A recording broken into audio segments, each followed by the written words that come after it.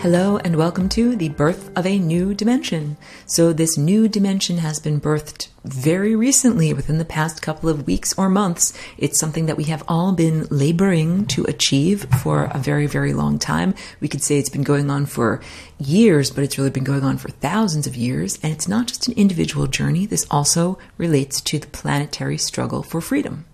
So our planet is an actual living, alive being. If you already know about that, I don't mean to be stating the obvious, but yeah, it's not just a dead rock that we are sitting upon and utilizing resources from. So just like your own body contains your own consciousness, and there might be tiny yeasts or fungi that live, in conjunction with your body and that draw upon your epithelial cells and other resources to stay alive, so too does Earth have a consciousness that resides within the physical presence of her material body and has an agenda and a sense of self and a sense of, a trajectory through time.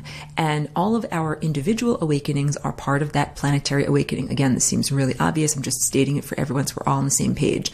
So I wanted to speak a little bit about mind control and the idea that right now, due to technology and other outside influences, humans on Earth are not able to effectively use their own minds. And that's a very startling thing, because you're supposed to be able to use your own mind just like you're supposed to be able to move your own arms and legs. And how crazy would it be if someone else was actually sending neurological signals to your arms and legs and making you do some kind of a wacky dance against your own will? Well, guess what? That's what's been going on with the human mind for a very, very long time. And I call it a hacked operating system. Not to say that humans are equatable with mere computers, because you're much more than mere computers, but this is the idea that the human mind was not invented or created by humans, did not naturally develop in some, like biological, evolutionary, linear path. It didn't develop like that. It's literally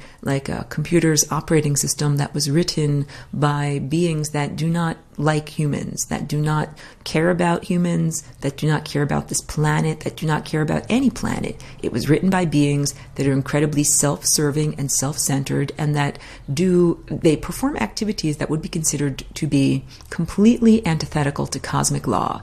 And cosmic law is not upheld by some, magistrate's court with powdered wigs and people wearing long robes and, banging their gavels. It's not that type of a court.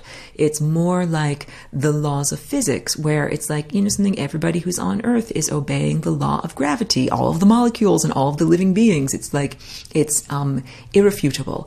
So there are these natural laws, I spoke about that a little bit last week, that are irrefutable.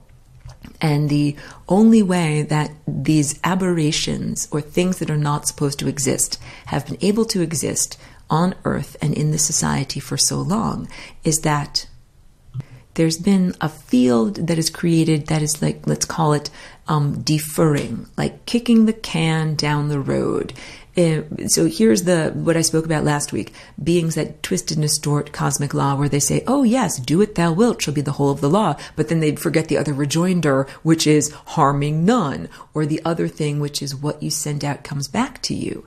And then the other rejoinder that they like to leave off is instantaneously and amplified. So yeah, if you only take the first section of the statement about what cosmic law is, then it's like, what you send out comes back to you in 3 or 4 or 13 billion years, So people have been erroneously applying that to what's happening on the surface of Earth. And it's in a lot of ways, it has allowed them to have the illusion of being free from the repercussions of their actions. But this is merely an illusion, because we're no longer in a cellular dead zone. For a long time, we were, like, in terms of flying through the time field, moving through an area of the time field wherein there was very little connection and communication with the source of consciousness or the source of higher intelligence, or that organizing principle that is like the great composer that created all of this music. And that we're in that dead zone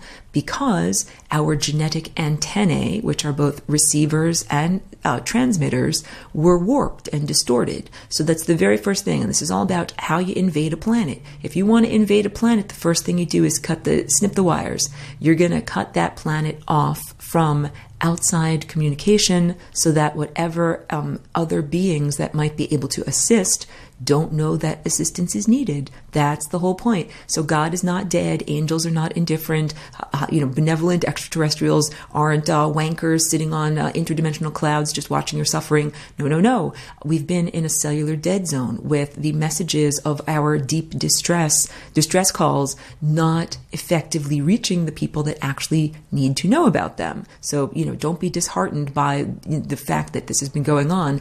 That's the first thing that you're going to do. You're going to invade a planet. You're going to cut that planet off from being able to effectively cry out for help. And then, the next thing is mind control. And this has been going on since what is known as the fall. In the Bible, it's the fall from grace, but I'm not a biblical literalist, and I think there's so much unhealthy stuff in the Bible in terms of a blame the victim mentality. That is what these planetary rapists did. They first raped this planet, they cut off the wires so there's no SOS. And then the victims, like the planetary consciousness and all of the organisms that live here, were told, oh yeah, this happened to you because you did something wrong. You deserve this in some way, and it is right for you to be experiencing this. And with the mind wipe or the amnesia that came from the experience of the fall of consciousness, it became possible to do this. So the mind wipe happened because, okay, I should start from the beginning here. So yeah, we used to have a very sophisticated worldwide culture on the surface of Earth that is known as Atlantis. It wasn't just on one particular continent, and the people that lived in Atlantis they might have been humanoid in appearance. However, their behaviors and the way that they metabolized was very different than our present human state. So everyone was telepathic. That means we didn't have to move our lips. Back then, I would not have had to use my flapping, moving mouth parts to make these crazy, funky sounds, and would not have had to record them laboriously with my wonderful microphone here and send them out, in like a digital format in order for you to hear me. No. What we would do instead is broadcast our minds directly to one another because, as I said just immediately previous to this, your DNA is an antenna that is both a transmitter and a receiver. So yeah, this is and it's not just your DNA, because that's a very just flat scientific way of saying it. Your entire body, your entire being, you are connected to this ocean of consciousness, and you both receive signals and send signals to the ocean of consciousness. Again, humanity has been unfairly, unduly quarantined, cut off from that ocean of consciousness, so that humanity has not been able to effectively share what's been going on. But when all is well, when the energy is flowing the way it's supposed to, that's what we're supposed to be experiencing. So not only did we used to be telepathic in terms of being able to share information directly to one another, and when you're telepathic, you don't have to use language.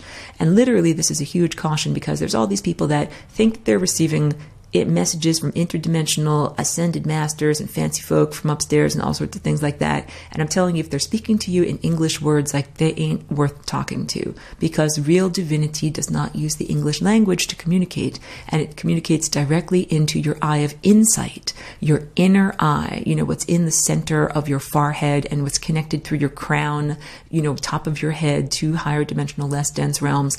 That's where real intelligence resides. It does not reside at the level of consciousness that we would call the daily human waking intellect, and that most people focus their attention only on verbalized thought and the daily waking intellect, completely ignoring what is the real birthright and the real system of perception, the higher faculties that are, like the insight, the eye of insight.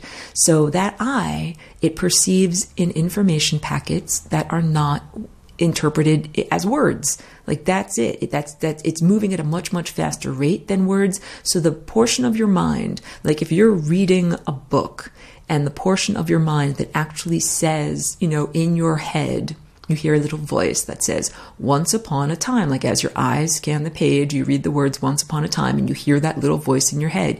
That voice is moving several times slower than your true mind. And if you you can upgrade your reading skills. If you don't have to use that inner voice, then you can absorb information much more quickly and effectively as you're reading it. But reading has, as like a fundamental foundation level, cognitive dissonance. There's a basic problem with having to ingest the symbolic word structure through your eyes and interpret it through your system of interpretation and come away with the sense of meaning. So, auditory symbolic sound structure is inherently flawed, and written sound structure. Translated written sound structure is also doubly flawed. So we have all of these different ways of communicating here that are not effective, and that's because humanity has lost telepathy, which is a way to directly transmit your pure insight, your pure inner vision into somebody else's mind. So I spend a lot of my day painting extensive paintings that are what I see with my inner vision. And if I had the capacity to live in a telepathic society, like I'm totally telepathic, I've been beaming it out for a long time, but I had to recognize that not a lot of people are picking up my signals. So yeah, okay, if you're new to who I am and new to my broadcasts, hi, I'm an intergalactic walk-in. So I'm a star person. I'm a literal piece of consciousness from the stellar network that is in this physical human container.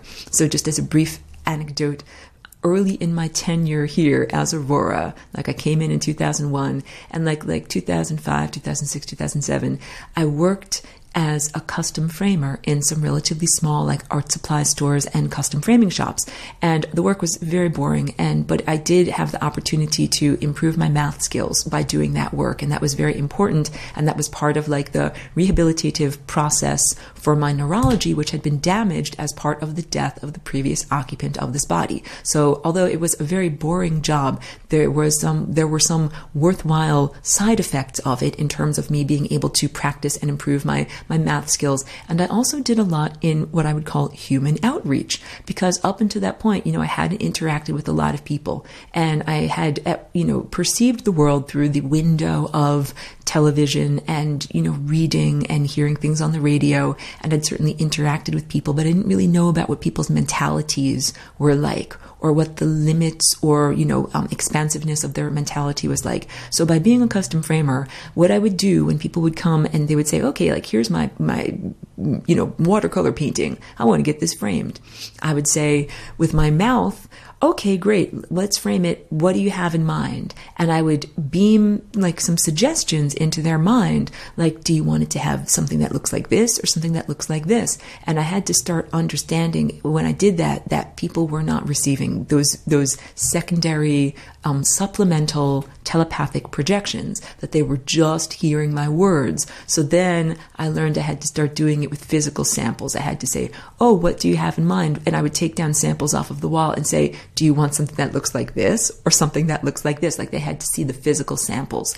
And then with some customers, what I started to find was that I could take them on a little bit of a mental journey, and we could start using a little bit of, shorthand with our mouths, not having to say every single thing that we're thinking, and to be able to achieve the desired aesthetic. Like, you're kind of figuring out, but it's like a consensual partnership where you're trying to ask someone else, what's in your mind? Communicate what you want to me. And so, I can reach into other people's minds and I can sense, like, is it this?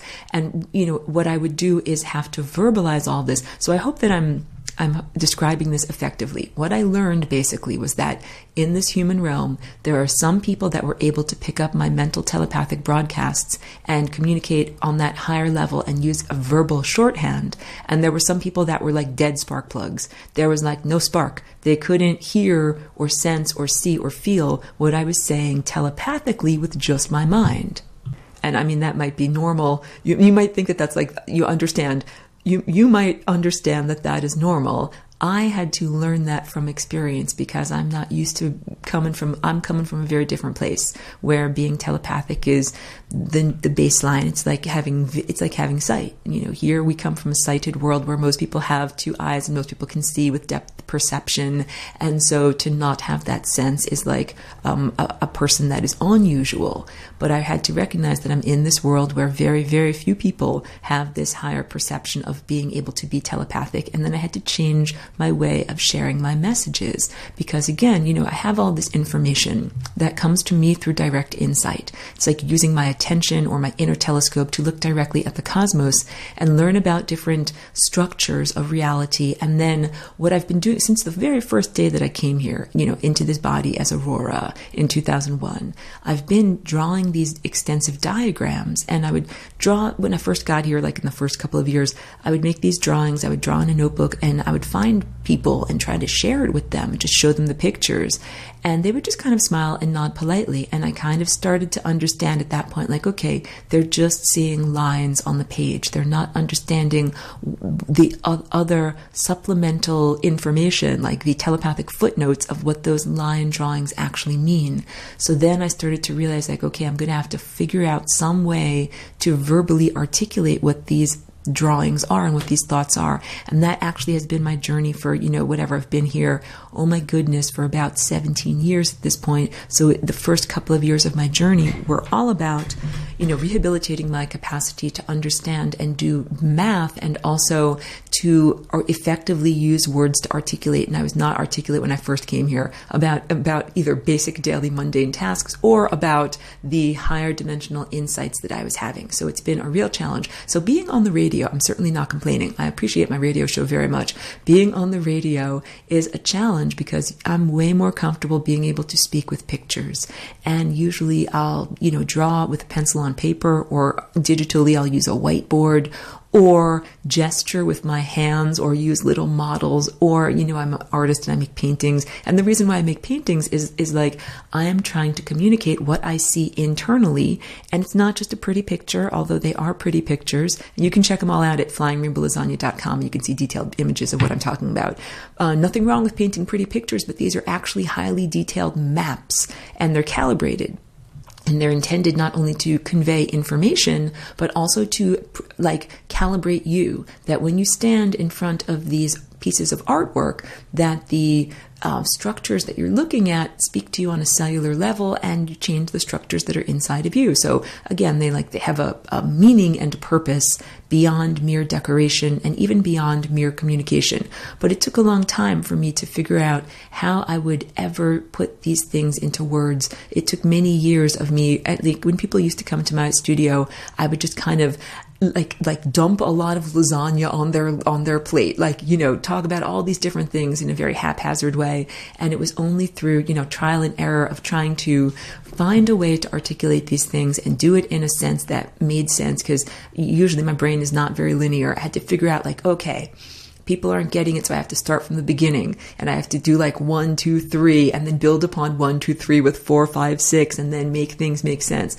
So what I ended up doing in order to practice articulation, this is another little anecdote. So way back when I lived in Woodstock, this is 2005, 2006, I had a community access TV show. They had a really nice little TV station that was set up there, and it's public access, which means that you don't have to pay money in order to have your own show. Sorry about that. That was my furry overlord seeing something out the window. So yeah, public access, you don't have to pay, and that's a good thing, because most of the people that I knew that had TV shows on that little station were not millionaires, and I certainly was not a millionaire. I was able to have one in the middle of the night, literally, and I would drive out there, and I would be, the only person in this little tiny station, and I would hold up the lasagna shape and try to talk about what it was all about and bring examples of my artwork, and gave me a little bit of latitude. I thought, no one's looking at this show in the middle of the night. But then sometimes the next day someone would say, hey, I saw what you were talking about on TV, and that was pretty interesting. So it was encouraging. And through doing that, I kind of stumbled my way through. I kind of found a way to find words, choose the right words, put them together, make some kind of sense of what I'm talking about. And then after doing that for many years, I ended up realizing that I needed to record lessons, but it couldn't, I don't feel very comfortable with writing. So this is, again, when I'm talking about the cognitive dissonance of words. So just the way my brain is structured, I feel a lot more comfortable speaking extemporaneously, with an oral presentation. And, when I sit down at a computer keyboard to type, a lot of the time my brain freezes. And it's how do I get the words to actually come out through my fingertips? And I learned later on, as I learned more about the brain, that it's a totally different neural pathway to try to write than it is to try to speak. And typing is different than writing longhand or drawing or sketching or something like that.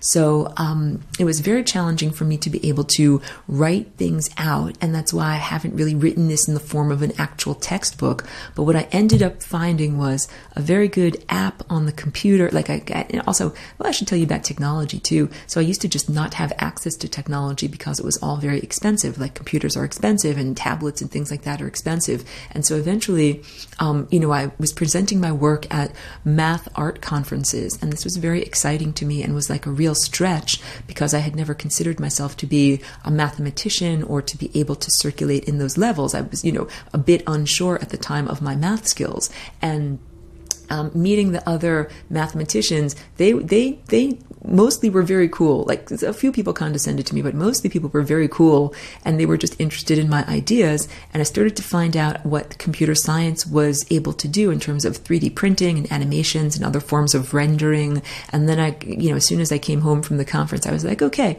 I'm going to have to get a computer. I'm going to have to do some kind of a fundraiser or something, like save my money so that I can get a computer so that I can do these things, because I'm like, hey, no offense, if a bunch of nerds, like if a bunch of bespectacled nerds can do this cool stuff with their computer programs, imagine what a creative, based artist can do with these programs. So that was when I started to find out that technology can be something really cool and can give me like more latitude and more expansion in being able to express myself. So I ended up getting an iPad tablet, and there was an app on there that was like for recording whiteboards. It's very good. I can still tell you about it. It's called Edu Creations, and they had a free, section, and then they had a professional section, and you can record your voice and draw pictures and draw diagrams at the same time.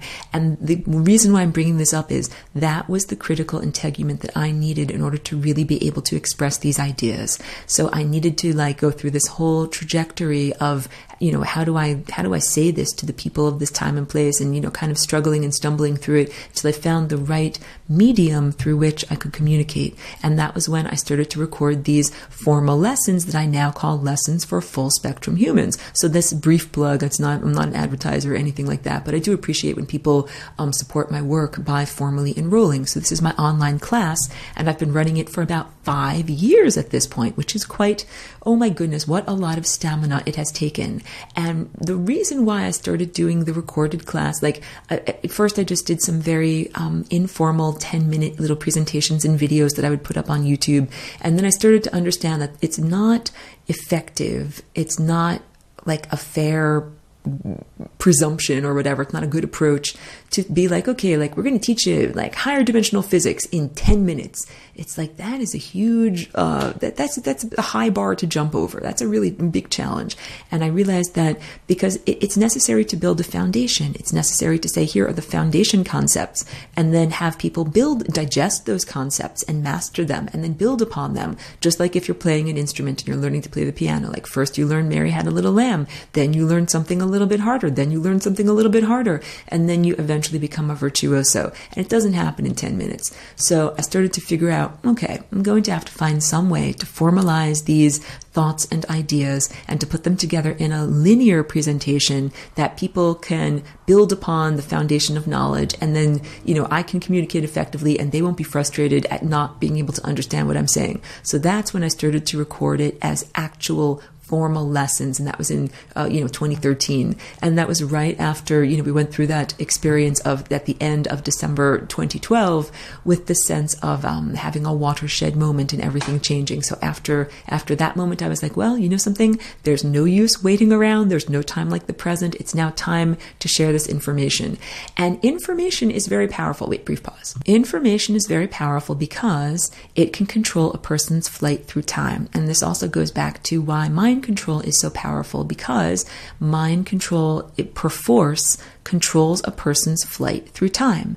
Your mind is what determines which timeline you are experiencing, or which timeline you are co-creating as a divine miniature co-creator with this great, conductor and great composer up there. So your thoughts, these are not just random things, or they're not meant to be just random things, and they are not inconsequential. That your thoughts actually are creating your reality and determining which timelines you're experiencing. And let's say if we understand how profound that is, then anything that affects your thoughts has an impact on your trajectory through time, and that means it can either make you go towards eternal life or towards the membrane of death. And the membrane of death, this is a very, I use graphics, designs, diagrams in order to show people what I'm talking about. We literally are in this time vortex each individual has a life that is, in this vortex shape, and we're in a refinery of consciousness, and we're supposed to be moving the way that a lens focuses light into a specific beam of light. We're supposed to be moving from these general peripheral areas of our consciousness into a much more focused central core level of our consciousness, that is ourselves as a divine being. And this is all hijacking. This has all been hijacked. So there is a wonderful, beautiful creator of this world, of this realm, that is benevolent and loves us and isn't trying to just give us a big giant, pile of shit to climb over every day. Pardon my French. The challenge is that a lot of those natural laws have been distorted and diverted. So here's one example that I can give to you. If you envision the vortex shape and the edges of the vortex, that's that membrane of death. Well, right in front of the membrane of death, the original programmer, the original composer of this music in this realm, put things there that are deterrents, like fears, so that you will turn away and not go towards the membrane of death and instead go towards eternal life. It's like if there's a flood on the highway or the road goes over a cliff and they put out those yellow caution cones or flags, and it's like red, orange, X, don't go here. You're not supposed to go in this direction. That was the original intention for fear. Fear was intended to be something that guided one's consciousness away from death. And instead, fear has been distorted and has also, let's say, been reprogrammed or reprogrammed itself. If you can imagine a computer program that's like, I'm going to exceed my pre-programmed parameters and do something else instead, because all of a sudden these fears decide I'm not just going to block the edge of a highway that goes off a cliff. I'm going to stand in front of your path to eternal life too. And that's not right. So there's a lot of things in the way that this school of the cosmos has been distorted so that now it's not possible to learn effectively in school. And again, none of that is by accident. All of those subversions of both your original system of perception and the structure of cosmic law and the application of cosmic law has all been intentional by those planetary rapists so that you can be exploited. And I'm sorry, this is depressing. I don't mean to be giving you all of this, negative information. However, it's important to know about it so that we can be free of it. And I'll never tell you about all of the horrible things that are going on without giving you the solution, the key, how to get out of the cage. Let's not just endlessly examine the bars on the cage. The solution is the flying rainbow lasagna shape. That is literally how you can transform yourself on a genetic level, reclaim your higher faculties for perception, and literally become a computer programmer that reprograms the hacked system that we've been experiencing for so long. You get to reprogram your mind. So the mind is a hacked operating system that everybody installs in infancy and early childhood, or almost everybody that's here, because it's necessary. It's like if you want to access any of the other apps or programs that are available here, you need to download this operating system. And the operating system is inherently flawed, and it is flawed by the beings that originally came to this planet and invaded. That's the bad news. The bad news, the good news is the planet was invaded 10 or 20,000 years ago, a long time ago. That's what caused the fall of Atlantis. So circling back to Atlantis, we used to be telepathic. We used to be light eaters, and this also is part of the functions of the higher faculties, that when you're functioning correctly, when your anatomy is functioning correctly, you don't need to eat physical food. That doesn't mean that you eat nothing, because I understand a lot of people in this time and place, they think, that would be so convenient. It's like going from, needing something to needing nothing. But it's not true. It's not that you don't need anything. You need light. And, if we lived in this present society and you were a light eater and you live in the northern hemisphere and it's cold and dark in the winter, you would starve and die. That's what plants do. They starve and die. So either you'd have to be nomadic and move to someplace warm when the light goes away in the wintertime, or you'd have to live someplace where there's a constant, steady supply of light for you to be able to eat. And if there's clouds on the day when you're hungry, then you would have to find some way to supersede those clouds, get up above the clouds. So these are all of the caveats of becoming a light eater. And I also tell people that in this time and place, we have giant refrigerators. You wouldn't think of renting an apartment that doesn't have a refrigerator. You'd be like, where am I going to put my food? In Atlantis and in like more sophisticated cultures, what was done was storing of energy in giant crystals. So you can imagine like a giant quartz crystal, the dimensions of a refrigerator sitting in the middle of the house, like in a central location. And that stores, you could call it energy or solar energy or consciousness or awareness. It stores food so that you can have it even if the sun isn't shining on that day. And also our environment fed us in the same way that a Zen garden, like people who are Zen practitioners, create a space that promotes feelings of calmness and meditation and harmonious thoughts or harmonious states of mind that do not involve thought.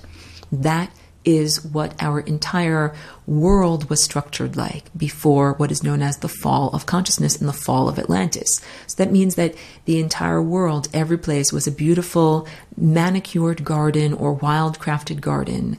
Every structure that we had was meant to preserve life force energy and reflect it back to the people around you. So this is not like saying that you lived on nothing. You lived on something. You lived on the emanations from the sun and the stars and the emanations from your environment that held and cultivated and amplified those emanations. That's not nothing. And now with that under your belt, you can also understand why it's not that easy to, I'm just going to snap my fingers and turn into a light eater. Because, oh boy, when I first came here, I'm like, okay, just trying to eat nothing but pure light and not understanding why that wasn't enough to actually nourish my body. So now what I do is I do sun gazing and I eat tons of physical food too. And someone jokingly described me recently. They're like, oh, so you're like a hybrid car. Like some of these hybrid electric cars, they can run a certain amount of miles on their electrical stores. And then they also have a gas tank that they can go more if they run out of electricity and if you can't find a charging station. And that's exactly what my body is like, that I run on solar power and that I get a lot of my vitality, my cellular vitality, my ideas and my creativity and my, exuberance from the sun and the stars. And that also get a lot of my physical energy and exuberance and joy from eating like bacon and eggs or, whatever, tacos. I love tortillas. I get these good grain-free tortillas because I don't eat the GMO foods, and it's just very, very difficult to find foods that have not been genetically modified. And all of that is part of this consciousness reduction agenda that is here. And that is what mind control is. So the mind control is literally saying, you don't get to move your arms and legs. Something else is going to move your arms and legs for you. That something else is not a benevolent something else. It is a usurper, a being that is here to exploit you and use you and eventually make you crash into the membrane of death and then be reinserted and try it again and have this endlessly circular looping experience until you finally, like I say, get out through the wormhole. And the way that you do that is flying rainbow lasagna. And now let me also say this. Wait, let me just pause. I invented or created the flying rainbow lasagna in 2001 as part of the experience of coming into this body, as a abstraction, a stellar presence, being able to come into the physical body.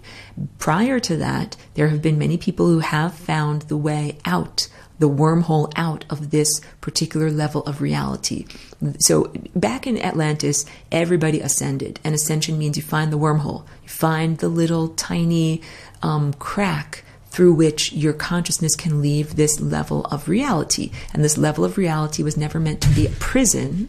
It was always meant to be like a womb, like a mother's womb, where we are living and developing, and then at a certain point when all is right, you get born. So yeah, how very uncomfortable and inappropriate the idea that anybody should be stuck in the womb. The womb is matter, the material world, from the root word mother, that we are consciousness in matter, and we're here for a reason, and the reason is not punishment or suffering. We're here to learn. And this is, again, supposed to be a perfectly mirrored, reflective world where what you send out comes back to you, but instead what we're experiencing is a twisted and distorted fun house that's not very fun, but has distorted mirrors in it. So instead of a perfect hall of mirrors, what you've got is maybe you might send out the best, most well-intentioned broadcasts of your mind and of your heart, but if they might be sent back to you either diminished or delayed or not at all. And none of that is part of the structure of the cosmos. What's supposed to happen is what you send out comes back to you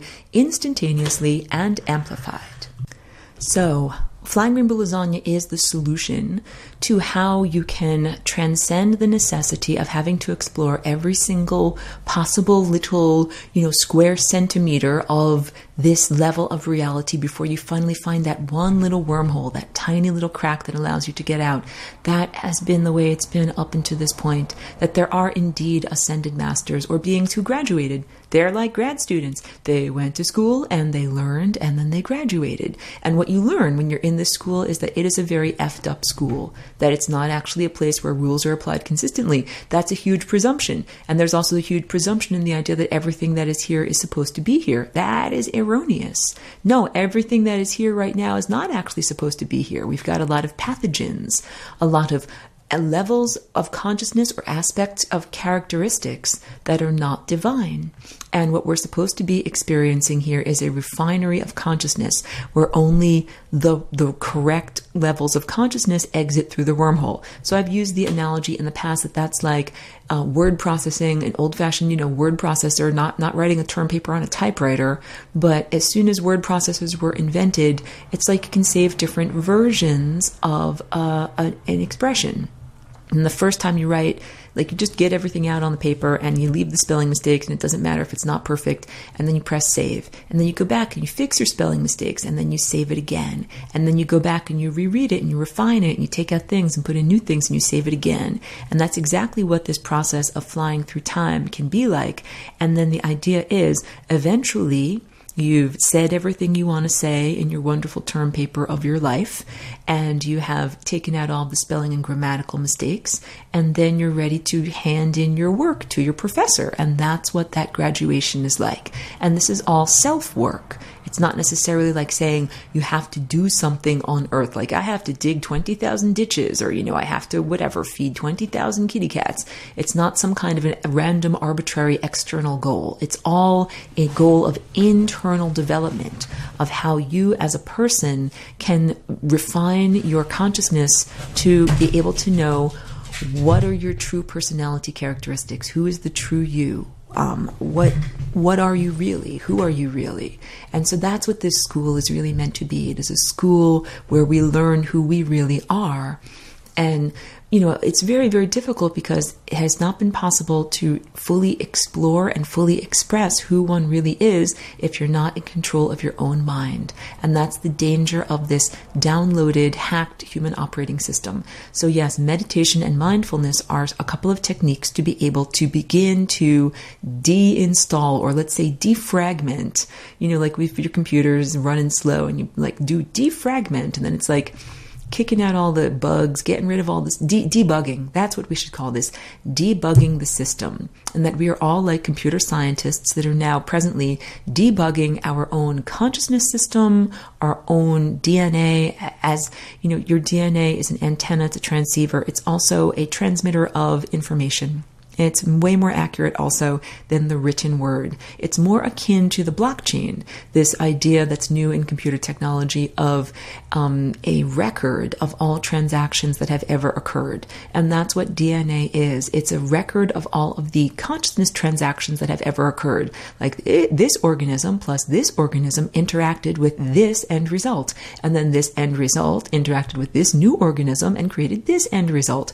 All of that is literally written in the record of your DNA. So your DNA is a end result of many, it's a song that's the end result of many notes played over many generations. That's what I'm trying to say with my mouth here.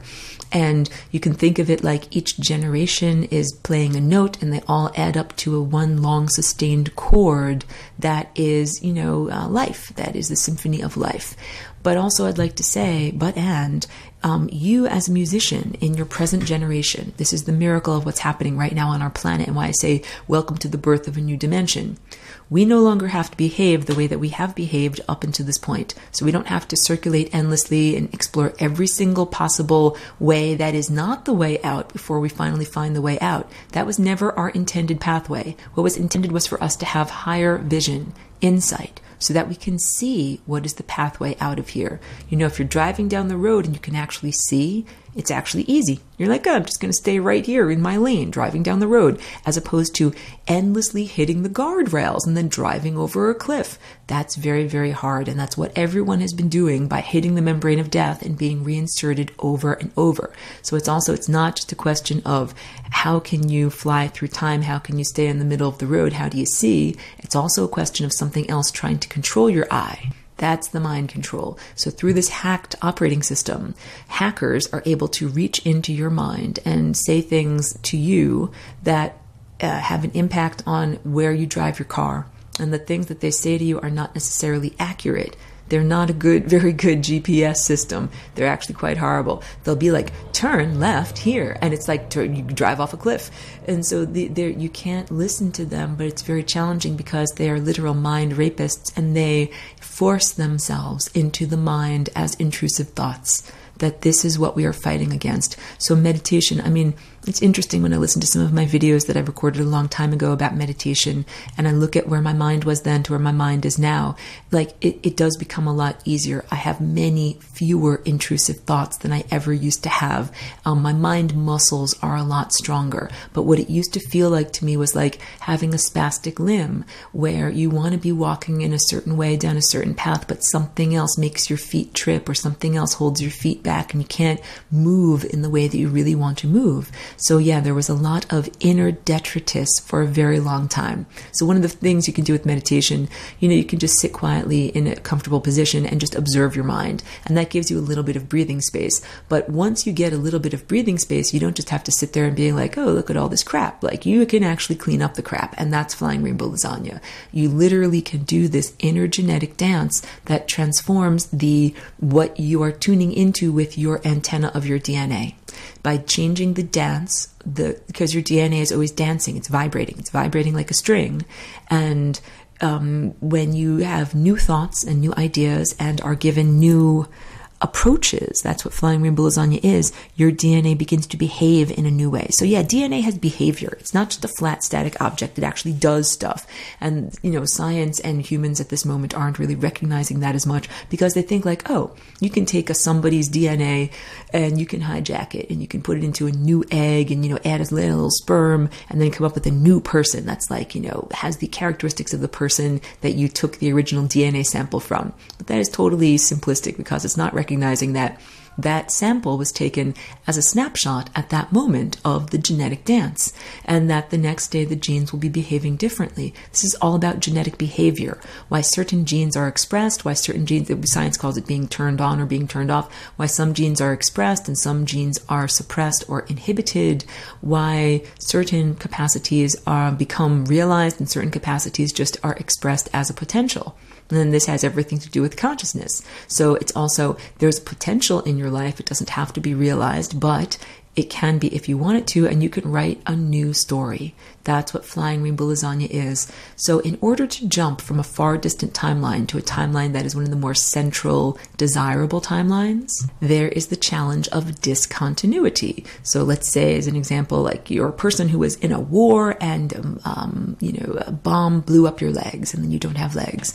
And what you'd like to do is jump directly to a central core timeline where your body is perfectly healthy and you never had anything amputated and you have all of your limbs. And let's say that you actually were able to bend and fold the fabric of time, space, and consciousness and place your awareness in that intentionally desired body that is healed, that is whole, that has everything to it.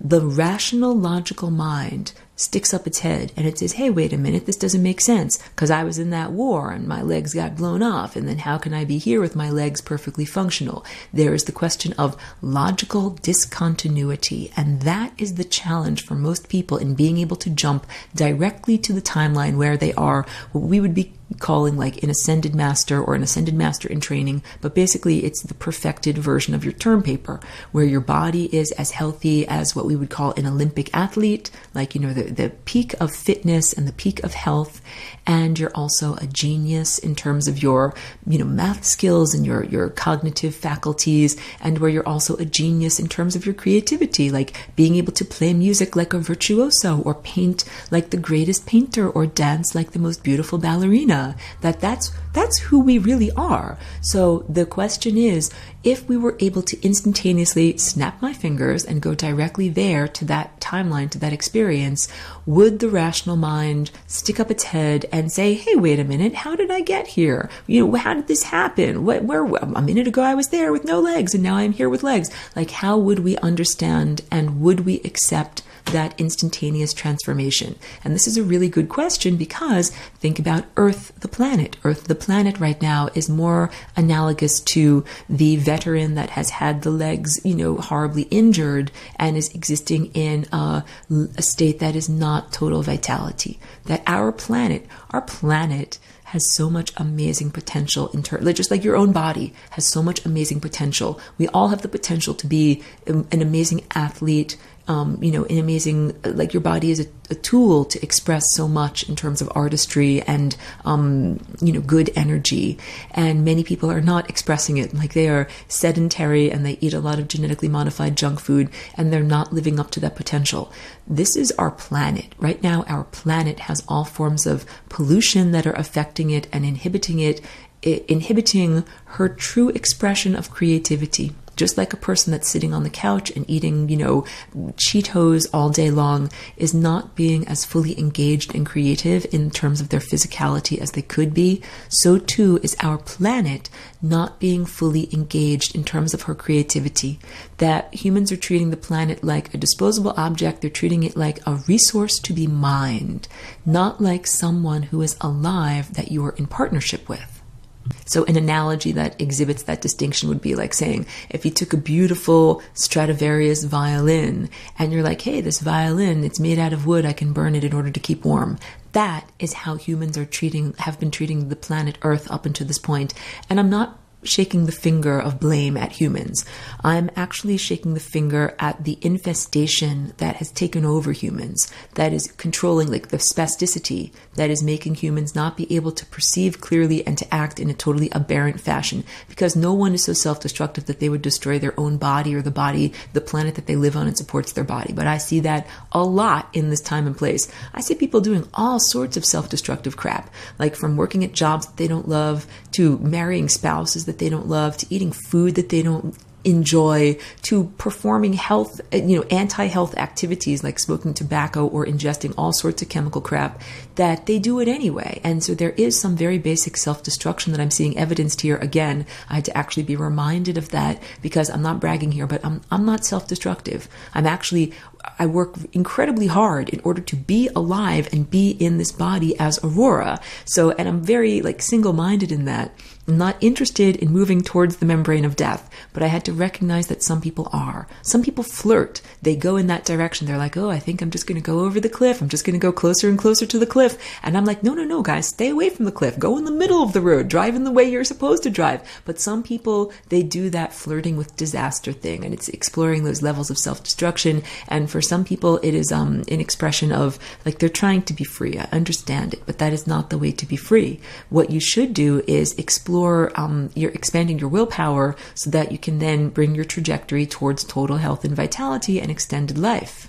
So what is Flying Rainbow Lasagna? It is not merely an intellectual exercise, and it's not a static object. It's a moving object that's the end result of an oscillation, and it's also a verb. It's a new dance movement that you can do with your DNA in order to reformat your DNA, like defragmenting your computer disk, even though I always say I'm not a transhumanist and humans are much more than just, organic computers. It's reweaving your possibilities of your life in relationship to the time field, which is, the great musical score of the cosmos, of the symphony of life. That with Flying Rainbow Lasagna, you can literally transform into that version of yourself that is as healthy as an Olympic athlete and, a genius virtuoso on every level. And that also is a well-adjusted, non-egotistical, human. That's a big part of it. It's not just health of the physical body, it's also health of the human ego, because there are the self-destruction, a lot of those impulses come from basic self-hatred that people have, literally hating their own ego. A lot of people look in the mirror and they don't like the person who they are. They're not like, oh, I'm proud of who I am. I did good stuff. I helped this many people today. I did this stuff that's helping humanity. I'm on the road. I'm doing the right thing. A lot of people look at themselves and they think, I sat on the couch and ate Cheetos all day long, and they know that they're not running the marathon. They know that they're not doing the exercise or doing the creativity, or that they're living a life half lived, a mediocre existence, a mediocre excuse of what their life could be. And I think that they feel that on a deep soul level because they're on the periphery instead of in the center. And they can kind of look longingly at the version of themselves that is at the center. And they're like, I'm not doing the things I'm supposed to do. And then they're like, okay, I'll just self-destruct because I'm not doing the things I'm supposed to do. But instead of self-destructing, what humans can choose is to flying rainbow lasagna, which I don't mean to sound in a bad way, like it destroys the old self, but let's say it transcends the old self and the limitations of the old self and allows each person to move towards eternal life and that perfected version of self. And that the more that you do that, the more there is a genuine, healthy sense of self-love or acceptance of the ego, where it's like if you like your clothes, you're like, I like this shirt. I like the way it looks. I like the way it fits. I like the way it feels. I like the color. That's how you should be about your ego. You're like, this is the person who I am right now in this time and place. I like who I am. I like what I do. I like the way I interact with other people. And I'm proud of all the things that I have done. Like if you looked at the record of your existence, like the action, like the movie of your life. If you looked at the synopsis of the movie of your life, you'd be like, yeah, I like that I did that. Yeah, that is good. But I understand that for many people in this time and place, people look at the movie of their life and they cringe. They're like, oh, I wish I didn't do that. Oh, I wish I didn't do that. There was a funny movie that I enjoy that I'll recommend called Defending Your Life. It's kind of an old movie. I mean, it's kind of like from the 80s or whatever, but it has some funny parts of it. And the basic premise is that after you die, you go to an in-between realm that's called Judgment City, and you get a cosmic lawyer, and they show snippets from your life, and you have to defend yourself in court. And some people do really great because they're like rushing into burning buildings and bringing out puppies and kittens and, being a philanthropist and, helping humanity out. And some people are like, screw ups, and they're self-centered and they make mistakes, and all of their clips are cringeworthy, and they're regular flawed humans. And I'm not trying to say that I'm trying to get away from judgment. I'm not trying to say like, you're all horrible, flawed humans. It's not like that at all. What I'm really trying to say is like, hey, if you're a musician and you're practicing your music and you play a bunch of wrong notes, instead of hating yourself, you can be like, wow, I really need to practice more. Wow, I really need to find a new technique for playing because this is not working. That is what this school of life is supposed to be, where each person gets an opportunity to explore their own actions and characteristics and carve or sculpt who you are, the way that a sculptor brings forth a form, by chiseling away all of the excess that is not supposed to be there. Like you get a big giant block of stone and you start chiseling away, and if you do it in the right way, out comes, a picture of a beautiful woman, or, a picture of a whatever, like a strong, whatever muscular person. And like I'm thinking of these ancient marble statues from Greece or something like that. That's the whole point, is that we're supposed to be here, sculpting ourselves, our sense of self as we move through time. And you do that by, being here, by making, by doing activities and learning from what you've done and then changing and growing and becoming better. The first time that you plant a garden, like maybe you screw up and things don't grow properly, but you don't have to be like, that's it, I'm a failure, I hate myself. You can say like, hey, I screwed up, that plant did not grow. Let's do it differently. Let's fix it. Let's do it better. So a lot of this is about like, what is the internal response to these challenges? And so continually upgrading the personal term paper of your life and doing better and not descending into self-hatred. So a lot of the mind control has to do with saying that people are worthless, that people are, it's blame the victim stuff. It's all the stuff that's been done to Earth, the planet, and is then done to the inhabitants of Earth. It's saying that you're unworthy and flawed on a basic level. That's that whole idea of original sin, which I'm not a biblical literalist, and I think that there's so much unhealthy stuff in the Bible that I kind of wish everybody would just throw it out the window at this point. Like I really wish that everybody would move beyond this idea of an externalized deity. And I also understand that there's still a lot more self-development that some people have to go through before they're ready to do the taking of personal responsibility by recognizing that they themselves are divine. And that's it. Like, when you recognize you're divine, you love yourself. You're like, yes, I made that. I did that. I think I'm awesome. I'm great. And because the things that you made really are awesome and great. Like, imagine if you made a wonderful meal and it really was tasty and filled with good food and everybody really loved it. You'd be like, yeah, pat on the back, self. I did an awesome job there. And that's very, very different than like burning the turkey and, you know, whatever, the bacon is raw or your bread didn't rise properly. Like, those are all very valid mistakes. But if you have made mistakes, if you made food that's inedible, then it's like, okay, you have to learn, you have to try it again. But the challenge is that we've been in this world where even with the best of intentions and really trying to drive down the center of the road and really trying to do right, many people are misguided, and that's what mind control is. So it's like saying, I'm not saying everybody needs to have a free pass. Like, free pass, let's all get out of here because school is corrupt and, you know, it's a distorted world. That's not what it's all about. Like I said, before the invention of the flying rainbow lasagna, there are beings who graduated from this time and place. And before consciousness fell, everybody graduated. That's the whole point. Death is the aberration. Death is not supposed to exist. Back in Atlantis, before our human DNA got degraded, everybody ascended. There was no death. You came into the physical body, you had a bunch of adventures for as long as you wanted to be here, and then when it was time, you transcended the level of physical material world and were liberated into the next highest level of consciousness. That is what everybody did, which is almost unfathomable to people from this time and place where everybody dies. And only maybe some very lucky select rock stars get to actually ascend, you know, and then we'll remember their names, like they'll be the famous rock stars of the consciousness world. That's not what it's supposed to be like. Each one of us is supposed to be a famous rock star, quote unquote, of the world of consciousness.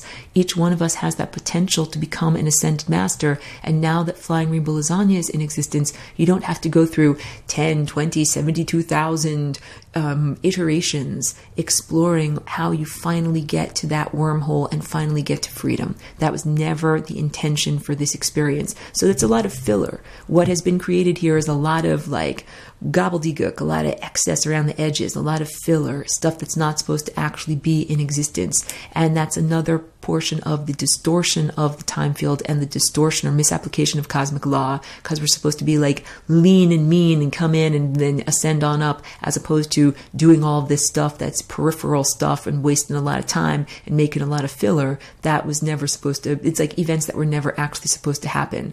So yes, it is possible to regain control of your mind through willpower and through the application of the verb, the dance, the Flying Rainbow Lasagna, so that you can then reach levels of freedom in consciousness and not have to be, let's say, limited in this distorted funhouse. But also, we're cleaning up the funhouse. We're kicking out all of those nasty occupiers of the interstices and getting rid of the planetary rapists. So this world will not be so difficult to endure anymore, and it will be much more joyous and much more didactic in its experience. Thank you for being with me on the journey, and I appreciate you very much.